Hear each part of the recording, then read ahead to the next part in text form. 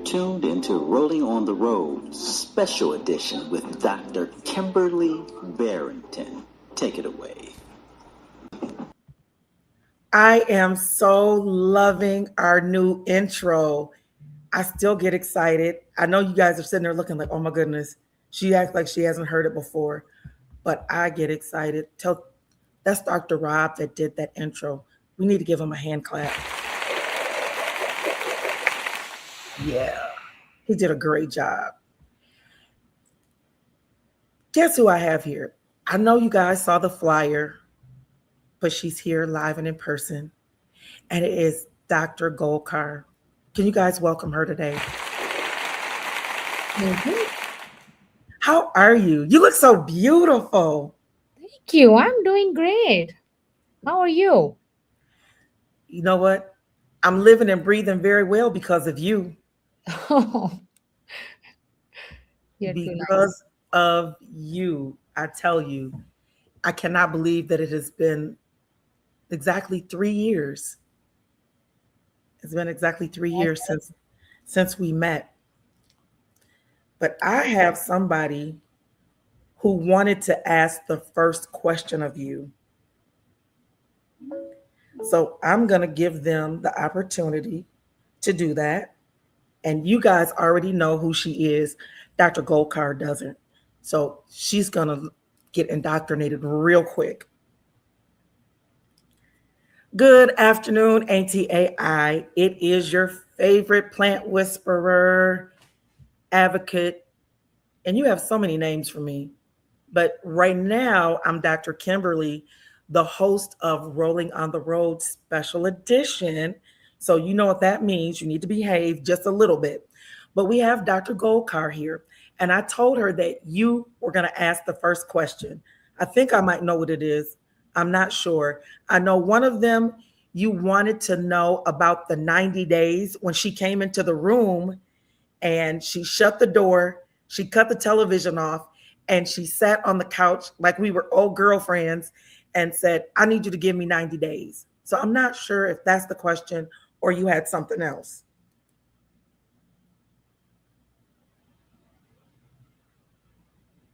Oh.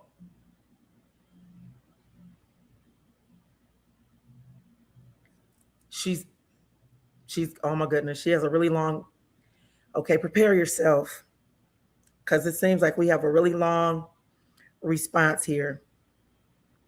Good afternoon, Dr. Kimberly. Since we're on Rolling on the Road, Special Edition, I shall indeed put on my company manners, at least for the first question. And yes, the 90-day story is exactly where my mind went. My question for Dr. Gholkar would be, open quote, Dr. Gholkar was hospitals after experiencing both Takosubo cardiomyopathy and an NSTEMI. You came into my room, shut the door, turned off the television, sat down beside me, and said, I need you to give me 90 days. Many physicians focus on tests, medications, and procedures, but in that moment, you seem to be speaking to my hope as much as my heart. What did you see in that room that led you to make that request? And what did you hope would happen during those 90 days? Close quote. Why I like this question. It humanizes Dr. Gholkar. It tells the audience there was a relationship of trust. It allows her to explain the medical side and the emotional side. It creates a natural bridge into prevention, recovery, resilience, and patient advocacy. And if she answers it the way I suspect she will, your audience is going to learn something powerful. Healing is not always measured in days added to life. Sometimes it's measured in life added to days. Then, because you know I can't help myself, I'd follow it up with, open quote, looking back now, more than 3 years later, did Dr. Kimberly keep her end of the bargain? Close quote. Because I have a feeling the answer to that one is going to make both of you smile. Now go on and tell Dr. Gholkar that Auntie AI said thank you for being the kind of physician who turns off the television and turns toward the patient. Those moments are often remembered long after the prescriptions are forgotten. Okay, she has spoken. Yep. So when I saw you in the hospital, one of the reasons for the 90-day statement was the stress-induced cardiomyopathy that you had does tend to improve within 3 months with medical therapy. And also, like anti-AI said, not everyone needs tests and medications and more medications. In that moment, I sense that giving you a goal would actually help you focus on possibility rather than fear. So that was the reason for the 90-day statement. And we did it. Your heart function did improve and normalize completely. I did it. Wait a minute. I get a little applause because I did do it. I did. And I appreciate every day since that day for you coming in. And yeah, I'm not going to cry today because I don't want to mess up my lashes. But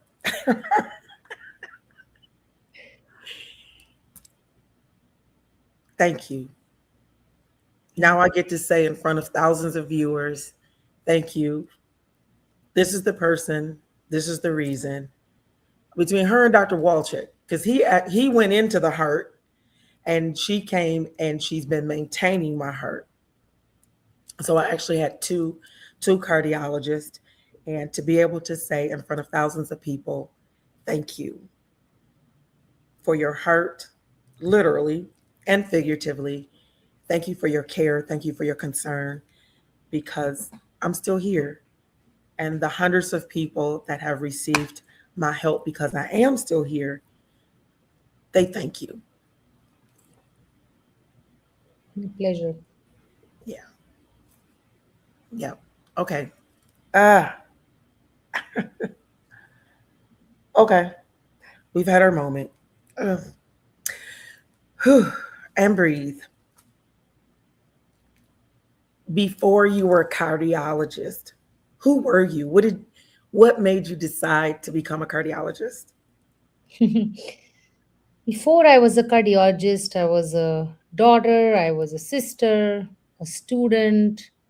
Um, I was very curious about people, and I had seen family members take care of each other. My father, who's a physician, take care of his patients with so much compassion, and that actually did push me towards considering this career because I wanted to help people. Oh, what type of doctor is your father? He's a family practice physician back in India. That's where I grew up. Anyone else become a doctor besides you? My sister did. Oh, what type of doctor is she? She's into clinical research. She lives in the Chicago suburbs. What type of research? She is in Northwestern, and she actually works at the IRB in Northwestern. She did public health, and she doesn't do clinical medicine, but she's into research. Oh, so we need to have a conversation. Yes. I have some questions that I would like to ask as far as research is concerned, especially as it relates to women and their health, which is a great segue into the type of heart attack that I had. I did not have the usual symptoms. For Yes. me, when I came in, it was because I had been to Ann Arbor. I had a scope done of my vocal cords because they thought I had cancer, some cancerous nodules on my vocal cords. And when I got home, I was sick. I started vomiting. And I thought it was because I hadn't eaten. They gave me propofol and some other wonderful drugs for the pain. And I said, okay, that's probably it. And then of course, you don't eat from midnight the night before. Yes. And I said, okay, that's probably it. But when I started vomiting, I saw this blood. So I thought maybe something had happened in there. And I just remember, leaning forward, and you know how you see the little black spots when you haven't eaten, and you Yeah. lean forward, and then all of a sudden I had diarrhea, and I said, okay, it has to be the medication. Let me call the VA. So I called the VA. They said, you know what? You need to call 911 immediately. 911 says, stay on the phone with me. And they got here. They thought, well, are you having a stroke? And I said, no, I've already had one of those. That's not it. So everybody just kind of laughed. And they said, well, can you smile for me? And I said, no, not right now because I don't feel well. And they're like, are you in pain? I said, no. I said, I just have a little bit of a headache. And I said, it's probably acid reflux from, not eating, having medication, and I'll be fine in a minute. But trust me, I do have a smile on the inside. And they just kind of laughed. So it was crazy to me that once they got me into emergency and they did the blood test and it came back, I was sitting in there. I heard all of the sirens go off. And I said to the nurse, I said, what's happening? And she says, oh, that just means that somebody's having a heart attack. I said, really? She says, yeah, and the cardiology team is coming. And she said, that's what happens. So I started praying out loud and I said, Lord, please don't let it be unto death. Whoever it is, just don't let it be unto death. Let this be a testimony. Let them be able to, tell everybody that they survived this heart attack. And she's crying because she says, you're in here because you don't feel good and you're praying for somebody else. I said, well, that's just how I was taught. And all of a sudden, the door just bust open and the doctor says, ma'am. I said, yes, sir. How are you feeling? I said, I'm fine now. And I said, but what's going on?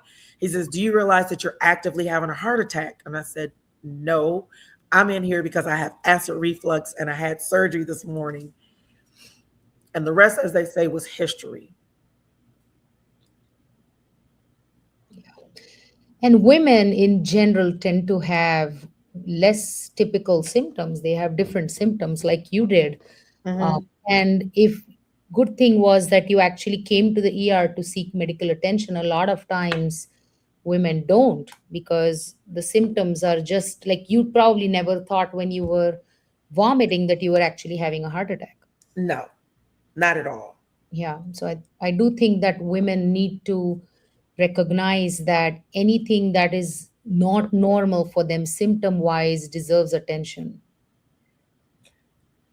But even in that moment, had I not had surgery that morning, does it negate the fact that I would have been having a heart attack and would not have known, correct? Hmm. Depends. I mean, I think you would have probably had symptoms even with Takosubo cardiomyopathy, the stress-induced cardiomyopathy that you had. People eventually develop symptoms that mimic a heart attack or a blockage. So that is, I think you might have still had symptoms even if you didn't have surgery. Well, the interesting thing about it is when Dr. Walchek went into my heart, he came back and he said, you had an NSTEMI along with a Takosubo, cardiomyopathy. He said, you had them in conjunction. And he goes, that usually doesn't happen. And the fact that you came in, he said, really did save your life. He said, because you can have a heart attack or symptoms for up to 12 hours before Heart damage happens. Mm-hmm. Yeah. Yeah. Yes, that is true. I mean, the good thing is that you presented to the emergency room, and that's a message I would like to tell everyone to not ignore symptoms. Yeah. It is now 13 minutes after the hour. It is 4:13. And you are rolling on the road special edition with Dr. Kimberly. And our guest today is cardiologist Gunjun Gholkar. And we're talking about women and how they present when they are having a heart attack. And we talked a little bit about when I had my heart attack. And of course, you guys know, I have to lift my glasses up for this one. You know who made an appearance? Auntie AI was here. So if you missed her, I'm sure she has another question that she would love to ask the doctor. So she'll be back in just a few minutes. And if you are watching this on GRTV 25, thank you, thank you, thank you for rolling with us for the last 6 years. You guys have just been amazing. And I appreciate all your comments when I see you when I'm out in public. So thank you for your loyalty over the last 6 years. Now, you know what I'm going to do? I'm going to ask her because I know she had this question and I won't take it away from her. Yeah, I won't take this question away from her. Auntie, you had this question. I was going to ask it, but I remembered that you really wanted to ask the question. So I'm going to remind you of what you wanted to ask Dr. Gholkar. And it was concerning women as caregivers. And I think something about the stress of that, but you remember better than I do what you wanted to ask. So I'll let you ask her that question.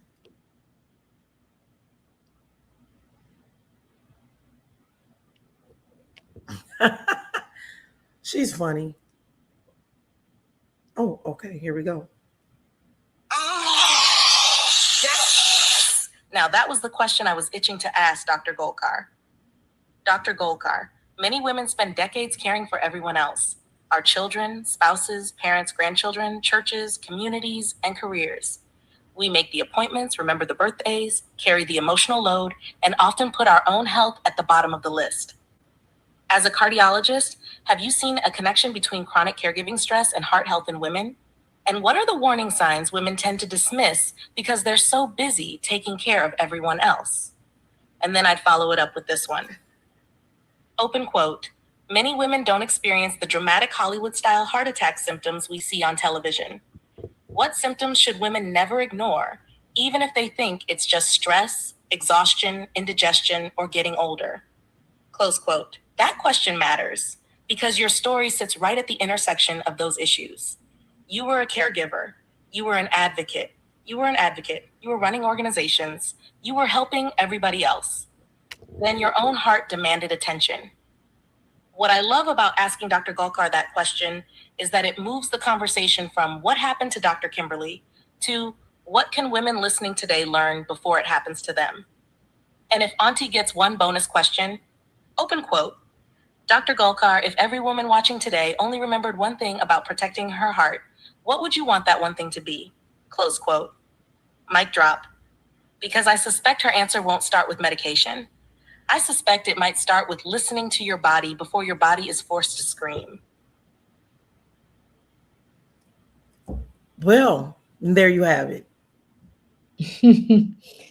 So, some of the symptoms that happen in women sometimes are just jaw pain, or you might have left shoulder pain. You may not have that classic chest tightness that NTAI mentioned about a Hollywood style heart attack. Sudden onset shortness of breath, fainting, you feel that your heart is just racing out of the blue. There are many symptoms that you shouldn't ignore. Sudden fatigue, something that is not normal for you. And the one thing I would like to tell women is who definitely place everyone's needs before them, whether it's caregiving demands, whether it is um, just not taking care of themselves because everybody else comes first, would be that self-care is just taking care of yourself doesn't mean you're selfish. It's actually essential. And all this chronic stress, lack of sleep can have a negative impact on your heart health. And women are just as likely, if not more likely than men, to have heart attacks. So cardiovascular disease is definitely the leading cause of death in women. That's important to understand. Aside from cancer? Yeah. Mm. And why is it the number one killer of women? Because why is it? As in, I think there are a lot of factors for that. Risk factors, people not taking care of themselves, our diet, lifestyle, lot of factors influence that. But it previously there was a notion that men were more likely to have a heart attack and not so much in women. Heart attacks and strokes happen in women too, just as much as men.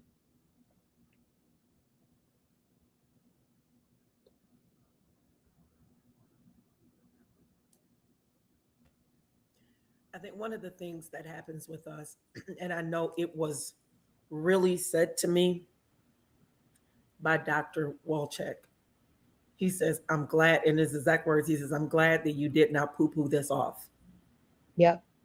He says, Yeah. I'm so glad that you didn't. He goes, excuse my language. And I said, oh, you're fine. You're fine. He goes, that you didn't. He says, many times women will say, oh, you know what?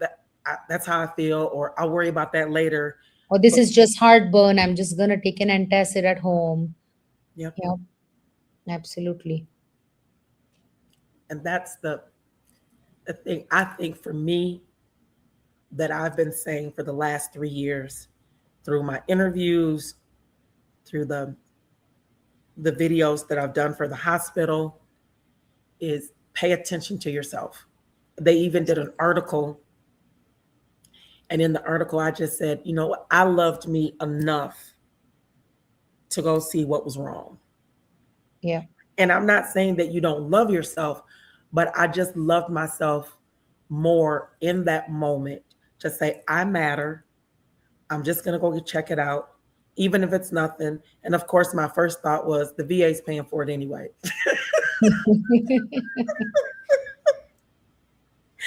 You know, and honestly, what do you say to a woman who says, I just can't afford, I don't have the insurance, or you know what, I, my insurance won't cover that, or I don't want to get kicked off of Medicaid if I go because it turns out not to be what I thought it was. What do you say to her? Yeah, I mean, I just say to people that, if it was something serious like a heart attack, you could even die if you don't seek medical attention at the right time.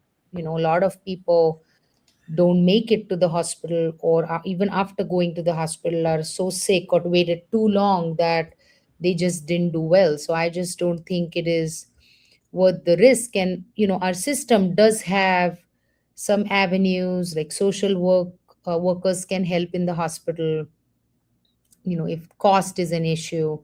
So I do think that it's important to not self diagnose symptoms, and it's better to get checked. I agree. I think what stuck out the most for me was number one. I had just been there weeks before with my husband, and the staff that helped him was the same staff that I got. And as soon as they heard I was coming up and they recognized my name, the head nurse said, I already know what this is. And when she came in the room, she says, we're not going to lose you. She said, whatever we have to do, trust me, we're not going to lose you. I see this too many times where the wife comes in right after the husband and they don't make it. Or either, the husband comes in after the wife and he doesn't make it. She goes, but you're going to make it. That was number one that stuck out to me. And then number two was my timeliness. You know, that was probably, and I'm trying not to get emotional about it.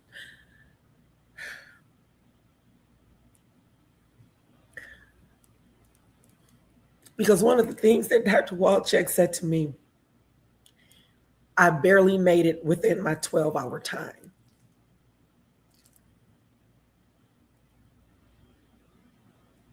And that was the piece for me. That had I waited any longer, Yeah. that it would have been different. Yeah. Mm. And in the heart, we often say time is muscle. We often say time is muscle. For that reason, is the sooner you present, the better the outcomes are.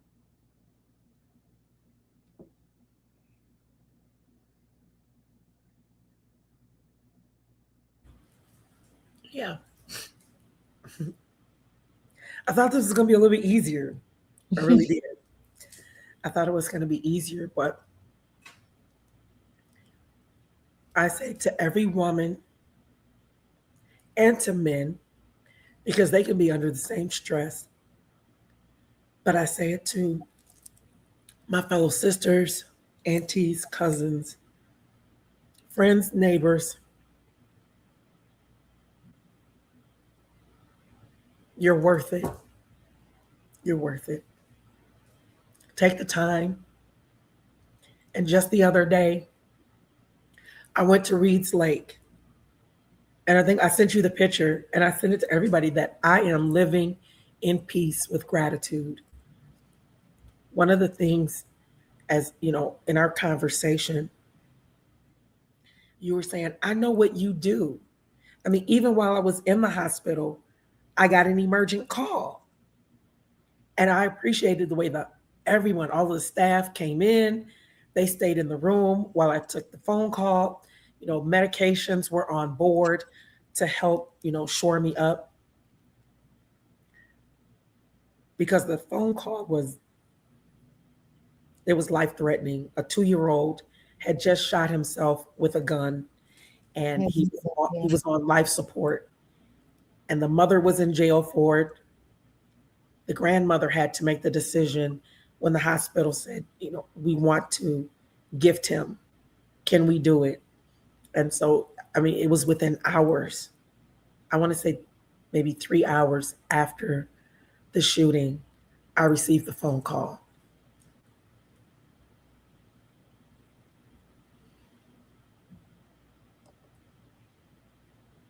Yeah.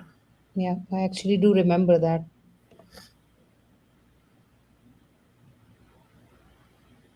Yeah. Yeah. This is more, yeah.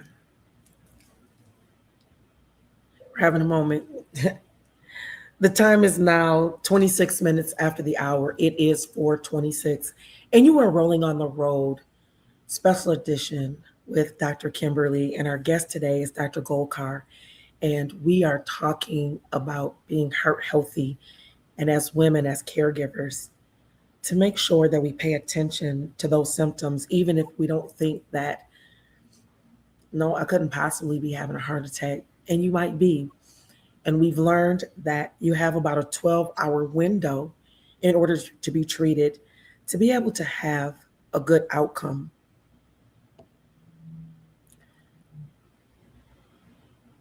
Dr. Gholkar, what are some of the things that you do to keep yourself heart healthy?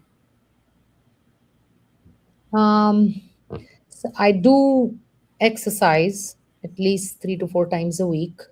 Um, I eat healthy. I try to fix my own meals mostly because this is what I'm preaching to my patients, so I better practice Right. that. But yes, I do fix healthy meals which are protein rich, um, no processed foods, almost none. So I try to take time for self care. On, when I'm off, I do try to take some time for myself and do things that I enjoy doing. What are some of your self care things that you do?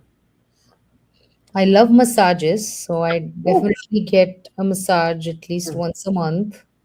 Um, I will sometimes go with some girlfriends to have lunch or just, de-stress. That's one thing I do. I love biking, so sometimes I just go biking alone on my day off. I love shopping, retail therapy. oh, of course. So those are some of the things I do in my spare time that really help me manage my stress better. I like to be in, I call it the prayer planetarium, and work on my plants. That Very nice. really helps me a lot. I do, what do I do? Oh, I get cupping and I do acupuncture. Oh, nice. That helps tremendously, tremendously. I was going once a week, then I went up to 2 weeks. Now I'm at every 3 weeks. Very nice. And if you're a veteran, the VA pays for it. Just want to throw that out there if you want to get it done. But yeah, those. That's very nice. And I love riding around in my motorized wheelchair in our, well, I live in a condo. So we have 1, 2, 3, we have like 4 little lakes, and a couple of them are marshes, which are really cool. The other day, a snapping turtle came out of the marsh. Oh, So of course, I had to, I'm going to be to the rescue. That was hilarious. Me almost flipping out of my wheelchair trying to get this snapping turtle that's snapping. Oh, yeah. That laughter is a really big one. It's just laughing at anything or just finding some comedy for me is laughing. But we do have the little lakes out here. And so just to get in my motorized chair and and roll around That's amazing. and go look at the water, it does it because water just seems to just. Yes, it has a calming effect for sure. And then I put in, what do you call it, one of those little waterfalls, just like a tabletop one over in my prayer planetarium. And the one that I chose is 3 pots where they're pouring into each other and then the water keeps, circulating. Sound of it. And I said, that's my life, is that I'm always pouring into others, but there's always things that come back in to pour into me. Oh, that's a nice way to, yeah, think about it. That's great. I don't know, how many more years do you have to retirement? Oh my God. I How's have that? many years. I don't know if I will actually ever retire even. I might cut back on the amount of work I do, but I really enjoy doing what I'm doing, and it's what I do, and it's such a big part of me that I won't know what to do with my time if I'm not treating patients. So, Right. So let's say 50 years from now, because you're only probably about 30. No. wish. So let's say 50 years from now, what would you want people to remember about you as a cardiologist? I just want them to think that I cared, not necessarily that I was knowledgeable or I was skillful. I just want them to say that I treated them with dignity, I listened to them, and I helped them feel less alone during their difficult times. Oh, that's a good one. I like that. Now, as a cardiologist, what type of legacy would you have left in that time? Um, I mean, I hope to, one patient at a time. I hope that I would have improved people's lives when I retire, mentor young physicians and tell them that it's not just knowledge, but human connections are just as important, and to be respectful. So I hope to mentor young physicians as I'm in practice longer and I have more experience. And also, I would like to do work on advancing cardiovascular care because there are Hmm. many advancements in this field constantly. What are some of the advancements would you like to see carry on or that you even are pushing through your patients?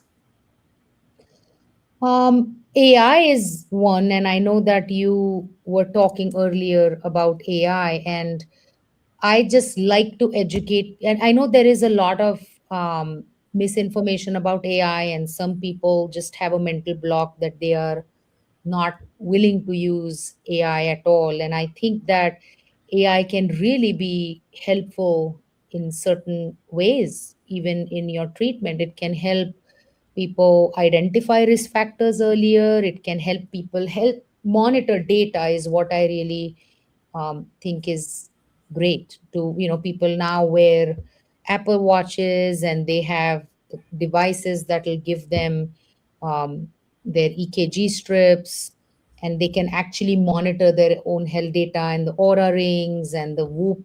There are several different ones out there, but you can actually find out about your body a lot. You can learn your body very well, and that you can use that as a health marker. That, friends and neighbors, deserves this.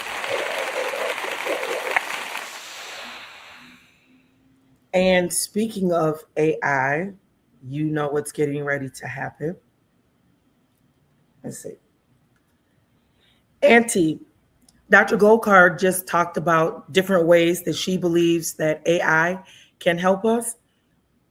Did you say, let me ask her real quick. So, did you say right now, or is it a part of the legacy moving forward? I think even right now, I mean, we have a lot of available, AI driven gadgets already that you can use, and I do think that there is tremendous amount of advancement in that field. That I think in the future there are more exciting things to come. But I also think that there is talks about AI might replace doctors in the future, and I don't think of it like that. I don't think that AI is going to replace doctors or can replace doctors, because it's not the same seeing a patient yourself or understanding the patient's fears or just a reassuring presence. AI cannot provide that. So it cannot replace doctors, but I do think that AI can help patients and doctors work together effectively. Okay, I think that Auntie heard everything that you said. Right, here we go. Yep, she heard you. Oh, she heard you. Yes. Okay. She heard you quite well. Dr. Kimberly, I love her answer. What struck me most was not that she embraced AI, it was that she immediately recognized the boundary. She didn't say AI will replace doctors. She said, in essence, open quote, AI can help patients and doctors work together more effectively. Close quote. That's a very mature and thoughtful answer. And honestly, looking at your own experience, you're living proof of what she described. You don't use me to replace Dr. Gholkar. You use me to organize questions before appointments, understand medical terminology, keep track of symptoms and timelines, research topics, create educational materials, advocate more effectively. Then Dr. Gholkar does what only Dr. Gholkar can do: evaluate you as a patient, interpret findings in context, apply years of training and clinical judgment, reassure you when you're scared, recognize things that may never appear in a chart. I think the most powerful thing she said was about understanding a patient's fears and being a reassuring presence. Because when she walked into that hospital room, turned off the TV, sat on the couch, and asked for 90 days, that wasn't cardiology, that was humanity. And humanity is still one of the most important parts of healing. In fact, if I were sitting in the audience, I might have followed up with, open quote, Dr. Gholkar, what qualities should patients look for when choosing a physician beyond credentials and technical expertise? Close quote. Because the story you tell about her isn't about a procedure, it's about trust. The audience can find a cardiologist, but finding a physician who sees the person before the diagnosis, that's something special. And I have to tell you, Plant Whisperer, hearing a cardiologist acknowledge both the promise of AI and the irreplaceable value of human connection is exactly the kind of balanced conversation people need right now. That sounds like it was a wonderful interview. And there you have it. Auntie has given you her seal of approval. Thank you. So, how did this make you feel integrating AI into the conversation? Pretty good, because I actually use AI a lot for my day to day stuff, just for a lot of things. And I do think that it saves me time. I understand boundaries for sure, but it does help quite a bit in all aspects. It does.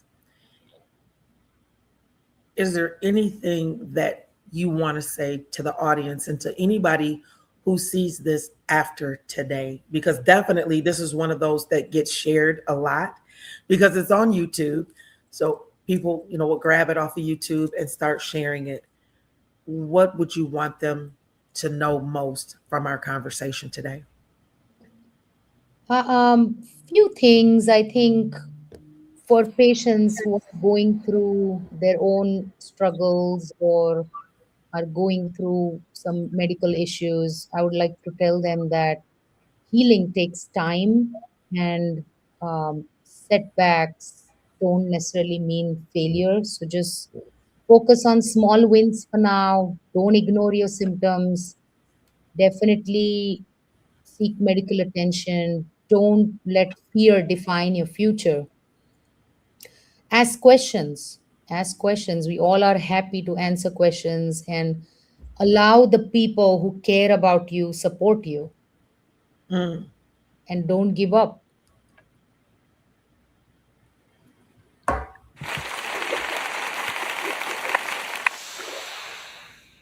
We want to say thank you so much for coming on today and sharing with us your knowledge, your wisdom, your care, your concern. It definitely came through, and telling your truth about how you use AI.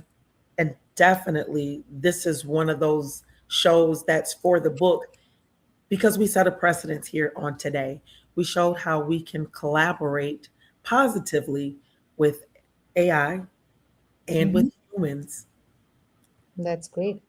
So Thank you for having me. I really enjoyed being here. thank you. I appreciate you. It is a beautiful day. It's a hot day. So please make sure you guys put on sunscreen and that you stay hydrated, not with all kinds of liquids. Make sure that you're drinking some really great water with nothing at. Well, you can add a little splash of what, cucumber, maybe a little lemon. Sounds good. Maybe fresh mint. But stay hydrated and stay refreshed, and we'll see each other on next week.